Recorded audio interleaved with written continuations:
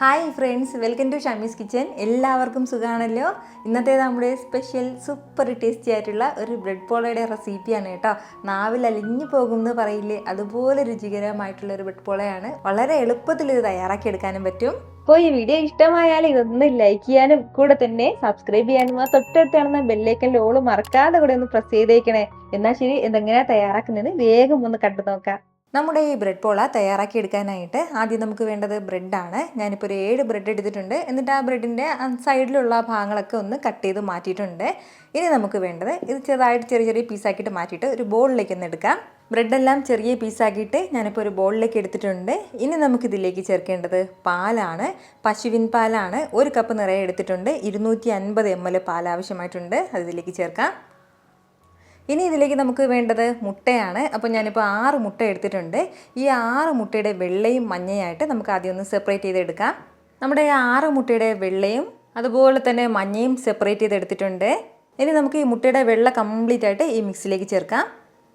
കൂടെ 1 മുട്ടയുടെ മഞ്ഞ മാത്രം നമുക്കിതിലേക്ക് ആവശ്യമായിട്ടുണ്ട്. അതായത് ഒരു ഫുള്ള് മുട്ട നമുക്കിതിലേക്ക് വേണം.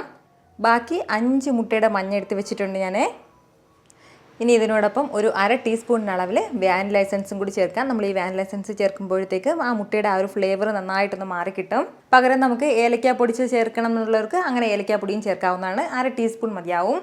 കൂടെ പിന്നെ നമുക്കിതിലേക്ക് വേണ്ടത് പാൽപ്പൊടിയാണ്. ഒരു 3 ടേബിൾ സ്പൂൺ നിറയെ തന്നെ പാൽപ്പൊടി എടുത്തിട്ടുണ്ട്. ഈ പാൽപ്പൊടി നമ്മൾ ഈ ബ്രെഡ് പോളയിലേക്ക് ചേർക്കുമ്പോൾ ഒരു സ്പെഷ്യൽ ടേസ്റ്റാണ് കിട്ടുന്നത്. അപ്പോൾ നമ്മുടെ കയ്യിൽ ഇല്ലാന്നുണ്ടെങ്കിൽ നമുക്ക് സ്കിപ്പ് ചെയ്യാൻ വേറെ പ്രശ്നമൊന്നുമില്ല. ഇനി നമ്മുടെ മധുരത്തിനനുസരിച്ചിട്ടുള്ള പഞ്ചസാര ചേർക്കണം. അപ്പോൾ ഞാനിപ്പോൾ 1/2 കപ്പ് അളവിലാണ് കേട്ടോ പഞ്ചസാര ചേർക്കുന്നത്. ഇനി ഇതെല്ലാം കൂടി നന്നായിട്ടൊന്ന് മിക്സ് ചെയ്തിട്ട് നമുക്കിനി ഇതൊരു മിക്സിയുടെ ജാറിലേക്ക് മാറ്റി നല്ല സ്മൂത്തായിട്ട് ഇനി ഇതൊന്ന് അരച്ചെടുക്കാം. ഇതുപോലെ നന്നായിട്ട് ഇതെല്ലാം കൂടി ഒന്ന് യോജിപ്പിച്ചിട്ടുണ്ട്. ഇനി നമുക്കിതെല്ലാം മിക്സിയുടെ ജാറിലേക്ക് ഒന്ന് എടുക്കാം. ഇതുപോലെ മിക്സിയുടെ ജാറിലേക്ക് മാറ്റി നല്ല സ്മൂത്തായിട്ട് ഞാനിതൊന്ന് അരച്ചെടുത്തിട്ടുണ്ട്. ഇങ്ങനെ വേണം കേട്ടോ, നന്നായിട്ട് തന്നെ ഫൈനായിട്ടൊന്ന് അരച്ചെടുക്കണം. ബ്രെഡെല്ലാം നല്ലതുപോലെ പൊടിഞ്ഞിട്ടുണ്ടാവണം.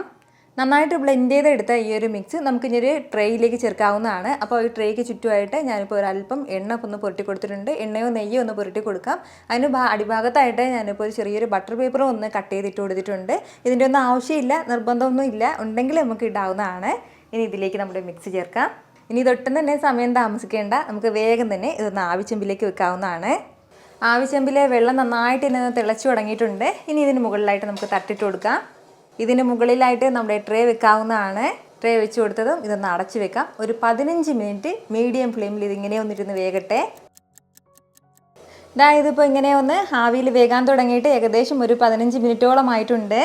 അത്രയും സമയം കൊണ്ട് തന്നെ നമ്മുടെ ബ്രെഡ് പോളയൊക്കെ ഏകദേശം ഒന്ന് വെന്ത് കിട്ടിയിട്ടുണ്ട്. ഇതിൻ്റെ പുറം ഭാഗമൊക്കെ നന്നായിട്ടൊന്ന് വെന്ത് കിട്ടിയിട്ടുണ്ട്. ഇനി നമുക്ക് വേണ്ടത് നമ്മൾ മാറ്റി വെച്ചിരുന്നില്ലേ 5 മുട്ടയുടെ മഞ്ഞ, ഇതിലേക്ക് 1 ടേബിൾ സ്പൂൺ അളവിൽ പഞ്ചസാരയും കൂടി ചേർത്തിട്ട് നല്ലതുപോലെ ഒന്ന് മിക്സ് ചെയ്തെടുക്കാം. നന്നായിട്ട് തന്നെ ഇതൊരു ഫോർക്ക് വെച്ചിട്ടോ ഒരു സ്പൂൺ വെച്ചിട്ടോ എല്ലാം കൂടി ഒന്ന് യോജിപ്പിച്ചെടുക്കാവുന്നതാണ്. നമ്മുടെ പഞ്ചസാരയൊക്കെ നന്നായിട്ട് തന്നെ അലിഞ്ഞിട്ടുണ്ടാകണം. അതുപോലെ ഒന്ന് മിക്സ് ചെയ്തെടുക്കണം. പ്രത്യേകം ഇതിൽ ശ്രദ്ധിക്കേണ്ടത് മുട്ടയുടെ വെള്ളം ഇതിലുണ്ടാകാൻ പാടില്ല. മുട്ടയുടെ മഞ്ഞ മാത്രമേ ഉണ്ടാകാൻ പാടുള്ളൂ. വെള്ളം ഉണ്ടെങ്കിൽ നമ്മൾ ഇത് വേവിച്ചെടുക്കുമ്പോഴത്തേക്കും ഇതിന് പുറത്ത് ഇങ്ങനെ വെള്ളയുടെ ആ ഒരു ഭാഗം ഇങ്ങനെ ഉണ്ടാവും. അത് കാണാൻ ഇച്ചിരി ഭംഗിയായിട്ടുണ്ടാകും. മാത്രമേ ഉള്ളൂ. അപ്പോൾ മാക്സിമം മുട്ടയുടെ മഞ്ഞ മാത്രമായിട്ട് എടുക്കാൻ ശ്രദ്ധിക്കണം. നന്നായിട്ട് തന്നെ ഇതൊന്ന് മിക്സ് ചെയ്തെടുത്തിട്ടുണ്ട്.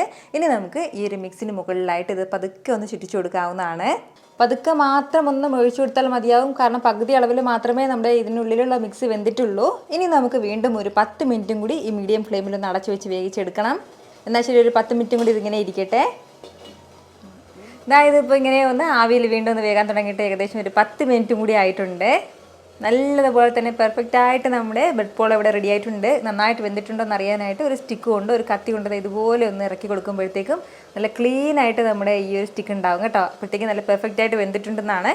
ഇനി നമുക്കിത് എടുക്കാവുന്നതാണ്. അപ്പോൾ ഇത് അത്യാവശ്യം നല്ല ചൂടാണ്. ഈ ചൂട് കംപ്ലീറ്റ് ആയിട്ടൊന്ന് മാറട്ടെ. അപ്പോൾ നമ്മുടെ ഈ ആവശ്യമ്പിൽ നിന്ന് ഇതൊന്ന് ഇടയ്ക്ക് മാറ്റി വെക്കാം. ഇപ്പോൾ നമ്മുടെ ബ്രെഡ് പോള നല്ലതുപോലെ ഒന്ന് തണുത്ത് കിട്ടിയിട്ടുണ്ട്. ചെറിയൊരു ചൂട് മാത്രമേ ഉള്ളൂ. ഇപ്പോൾ തന്നെ ഈ സൈഡിൽ നിന്നൊക്കെ ഇങ്ങനെ വിട്ട് തുടങ്ങിയിട്ടുണ്ട്. ഇനി ഒരു കത്തി കൊണ്ട് നമുക്ക് ചുറ്റിൽ ഇതൊന്ന് വരഞ്ഞു കൊടുത്ത് ഇതെടുക്കാം. ഇതിന് പുറത്തേക്ക് ഒരു പ്ലേറ്റ് വെച്ചിട്ട് ഇതൊന്ന് കമഴ്ത്തി കൊടുക്കുകയാണെന്നുണ്ടെങ്കിൽ ഈസി ആയിട്ട് ഇത് ഇളകിപ്പോരും കേട്ടോ. ഇതിന് അടിഭാഗത്ത് നമ്മൾ നേരത്തെ വെച്ചിട്ടുള്ള ആ ഒരു ബട്ടർ പേപ്പറാണ്, അതങ്ങ് ഇളക്കി കൊടുക്കാം. നമുക്കിത് വേവിച്ചെടുക്കുന്ന സമയത്ത് ഇതിന് പുറത്ത് ഗാർണിഷ് ചെയ്യാൻ എന്തെങ്കിലും നട്ട്സൊക്കെ ഇട്ട് കൊടുക്കണമെങ്കിൽ അങ്ങനെ ചെയ്യാവുന്നതാണ്. ഇനി നമുക്കിത് ഇഷ്ടമുള്ള സൈസിന് ഇതൊന്ന് കട്ട് ചെയ്തെടുക്കാവുന്നതാണ്. നിങ്ങൾക്കിത് കാണുമ്പോൾ തന്നെ അറിയാമായിരിക്കുമല്ലോ എന്തുമാത്രം സോഫ്റ്റ് ആയിട്ടുള്ള ഒരു ബ്രെഡ് പോളയാണ് ഇതെന്ന്. ഇത് നോർമൽ ടെമ്പറേച്ചറിൽ കഴിക്കുന്നതിനേക്കാളും ഫ്രിഡ്ജിൽ വെച്ചിട്ട് തണുപ്പിച്ചിട്ട് കഴിക്കാനാണ് കേട്ടോ കൂടുതൽ രുചികരം. ഉറപ്പായിട്ടും നിങ്ങൾ ഇതുപോലെ ഒരു ബ്രെഡ് പോൾ ഒന്ന് തയ്യാറാക്കി നോക്കണം. എന്നിട്ട് നിങ്ങളുടെ ഫീഡ്ബാക്ക് എനിക്കൊന്ന് മറക്കാതെ അറിയിക്കുകയും വേണം കേട്ടോ. കാരണം നിങ്ങളുടെ ഫീഡ്ബാക്ക് കാണുമ്പോഴായിരിക്കും അത് മറ്റുള്ളവർക്കും തയ്യാറാക്കി നോക്കണം എന്നുള്ളൊരു പ്രചോദനം ഉണ്ടാകുന്നത്. എത്ര എളുപ്പത്തിലും രുചികരമായിട്ടാണല്ലേ നമ്മൾ തയ്യാറാക്കി എടുത്തിട്ടുള്ളത്. അപ്പോൾ ഇത് ഇഷ്ടമായാൽ ഇതൊന്ന് ലൈക്ക് ചെയ്യാനും കൂടെ തന്നെ നിങ്ങളുടെ ഫ്രണ്ട്സിനും ഫാമിലിക്കും എല്ലാവർക്കും ഇതൊന്ന് ഷെയർ കൂടി ചെയ്ത് കൊടുത്തേക്കണം. ഇതുപോലുള്ള റെസിപ്പിക്ക് വേണ്ടിയിട്ട് നമ്മുടെ ഷമീസ് കിച്ചൻ ചാനൽ ഫോളോ ചെയ്യാനും സബ്സ്ക്രൈബ് ചെയ്യാനൊന്നും ആരും മറക്കരുത്. വീണ്ടും നല്ലൊരു ഷാറ് വീഡിയോ ആയിട്ട് നാളെ കാണാം. അതുവരേക്ക് എല്ലാവരും ഹാപ്പി ആയിട്ടിരിക്കുക, സന്തോഷമായിട്ടിരിക്കുക, എല്ലാവരും സേഫ് ആയിട്ടിരിക്കണം. Take care friends. ടാറ്റാ.